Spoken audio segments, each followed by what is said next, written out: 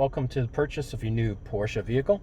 We're going to connect Bluetooth and show you some functionality of the Apple CarPlay. First thing you want to do is go into your phone, go to settings, scroll down to Bluetooth, go into your PCM, connect phone. I recommend waiting for the phone to find the car instead of vice versa. It's a lot quicker. Porsche Bluetooth 1166, press pair.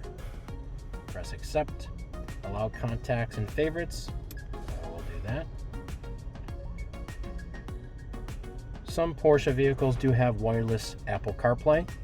This one in particular does have wireless Apple CarPlay, and it will ask us to use it. Yes, I do want to use wireless Apple CarPlay.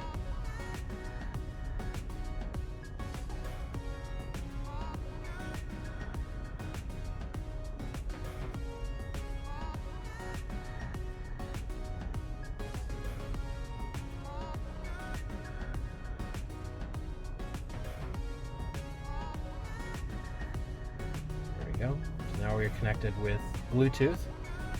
So it should bring up phone book contacts, favorites, and also your call list. Now it's connected to my Apple CarPlay. You have some functionalities from your phone icons on the actual screen.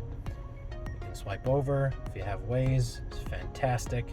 Spotify, don't recommend Zoom calls. Porsche icon. This Porsche icon, what it does is there's two entities when you're connected with the Apple CarPlay.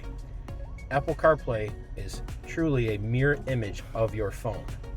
To go back into the car PCM and use the functionality of the vehicle, press the Porsche icon. You can see now the PCM has gone reverted back to itself as the entity.